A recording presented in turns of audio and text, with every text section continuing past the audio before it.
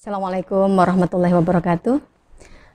Alhamdulillahilladzi nahmadu wa nasta'inuh wa nastaghfiruh wa na'udzubillahi min syururi anfusina wa min sayyiati a'malina may yahdihillahu fala mudhillalah wa may yudlil fala hadiyalah. Asyhadu an la ilaha illallah wa asyhadu anna Muhammadan abduhu wa rasuluh la nabiyya ba'dah. Pertama, puji dan syukur kehadirat Allah Subhanahu wa taala karena sampai hari ini kita masih diberi kesehatan, dilimpahkan keberkahan, sehingga kita masih merasakan karunia-Nya dalam keadaan iman dan Islam. Tak lupa pula salawat dan salam selalu kita haturkan kepada baginda Rasulullah Shallallahu Alaihi Wasallam yang membawa kita dari zaman jahiliyah menuju zaman terang benderang seperti yang kita rasakan saat ini.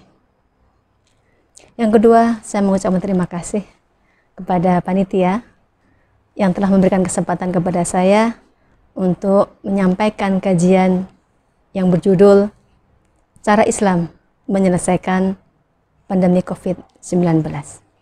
Sebagaimana kita ketahui bersama dalam firman Allah Subhanahu wa taala surat Al-Maidah ayat 2. Dan tolong menolonglah kamu dalam kebaikan dan ketakwaan. Dan janganlah tolong menolong dalam berbuat dosa dan pelanggaran. Dan bertakwalah kepada Allah, sesungguhnya siksa Allah sangat pedih. Dari ayat tersebut dapat diambil kesimpulan bahwa Islam menekankan tolong menolong. Nah, di era pandemi COVID saat ini, tolong menolong menjadi sesuatu yang sangat berharga. Menjadi tanggung jawab kita bersama. Tidak hanya tanggung jawab pemerintah semata. Pertama, perintah tolong-menolong ini kerap kali direpresentasikan dalam aksi kepedulian. Kita lihat di mana di Indonesia itu hadir lembaga-lembaga filantropi yang mereka itu mengusung aksi kepedulian dan sikap saling tolong-menolong yang tinggi. Yang kedua, budaya tolong-menolong atau yang kita kenal di masyarakat dengan gotong royong itu menjadi sesuatu yang sangat berharga yang bisa diterapkan dalam berbagai lini.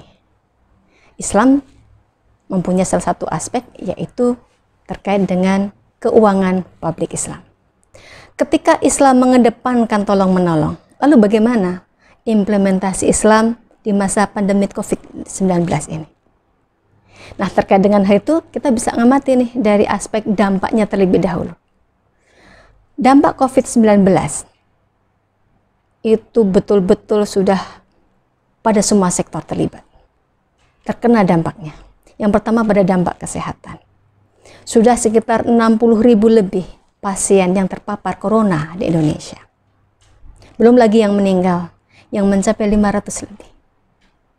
Kemudian yang kedua, dampak pada aspek ketenaga kerjaan. Di atas 1,5 juta karyawan yang terpaksa harus mengalami pemutusan hubungan kerja atau dirumahkan. Kemudian dampak yang ketiga ada pada aspek pendapatan masyarakat. Pasti menurun. Sementara harga-harga pangan justru melonjak naik. Dampak yang tidak kalah menyedihkan pada aspek pendidikan. Sekitar 577 juta siswa di seluruh Indonesia tercatat oleh UNESCO harus mengalami yang namanya kebijakan untuk sekolah di rumah. Nah, ini pun menimbulkan persoalan tersendiri. Karena dengan belajar di rumah, ternyata tidak semua masyarakat Indonesia itu familiar dengan yang namanya kuliah dengan internet. Belum lagi masalah kuotanya, yang mungkin mereka belum punya dananya. Kemudian juga persoalan sinyal. Belum semua daerah di Indonesia itu bagus untuk menangkap sinyal. Kemudian dampak pandemi yang lain, di antaranya terkait dengan keamanan. Di Indonesia sedang marak adanya kejahatan, perampokan, penjarahan, yang itu sangat miris. Kemudian dampak yang lain yang terjadi di rumah tangga, yaitu meningkatnya KDRT di seluruh dunia. Nah, dari dampak-dampak di atas, Islam tadi sudah memberikan solusi berupa tolong-menolong. Dengan cara apa? Nah, Islam punya 4 instrumen ekonomi Islam yang bisa digunakan untuk membantu masyarakat yang terpapar COVID-19. Yang pertama zakat, yang kedua infak, yang ketiga sedekah, dan yang keempat wakaf. Kita sebut saja itu adalah sedekah. Bagaimana dengan sedekah? Kita bisa membantu di masa pandemi COVID ini. Jelas bisa. Karena dengan sedekah, pertama, kita bisa membantu membelikan bahan-bahan untuk desinfektannya, untuk penyemprotan lingkungan di sekitar masyarakat, di seluruh Indonesia. Yang kedua, kita juga bisa membantu para tenaga medis untuk memberikan alat pelindung diri. Ada masker, ada sarung tangan, dan seterusnya. Bisa juga kita membantu dengan menyiapkan oksigen untuk para pasien yang terpapar corona. Lalu dengan sedekah itu pula, kita juga bisa memberikan edukasi kepada masyarakat. Karena tidak sedikit masyarakat yang tidak mengenal apa sih penyakit virus corona itu dengan baik. Bahkan yang juga miris adalah ketika jenazah yang terpapar COVID itu ditolak oleh masyarakat. Hanya karena ketakutan tertulari oleh yang namanya corona. Dan yang makin menyentuh adalah ketika kita memiliki sedekah, kemudian sedekah itu kita gunakan untuk membeli sembako kepada masyarakat yang kurang beruntung. Karena memang di era pandemi COVID ini jelas penghasilan sangat menurun.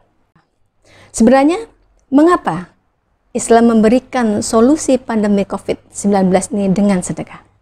Ada apa dengan sedekah? Nah, ternyata sedekah itu merupakan perbuatan yang sangat baik dan akan dilipat gandakan pahalanya oleh Allah Subhanahu wa taala. Sebagaimana dalam surat Al-Hadid ayat 18.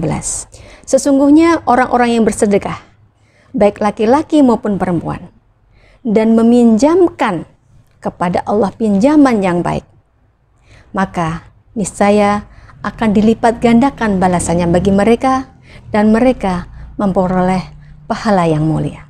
Nah, dari ayat ini bisa kita pahami bahwa Islam sudah tepat. Islam sudah memberikan kontribusinya untuk menyelesaikan masalah pandemi COVID. Dengan sedekah itu pula kita akan memperoleh pahala yang berlipat ganda di akhirat. Dengan demikian, jangan ragu-ragu untuk bersedekah di masa pandemi COVID ini. Karena sikap tolong-menolong yang ditekankan oleh Islam, insya Allah akan mendorong terciptanya perubahan sosial yang lebih baik. Demikian, kurang lebihnya mohon maaf. Assalamualaikum warahmatullahi wabarakatuh.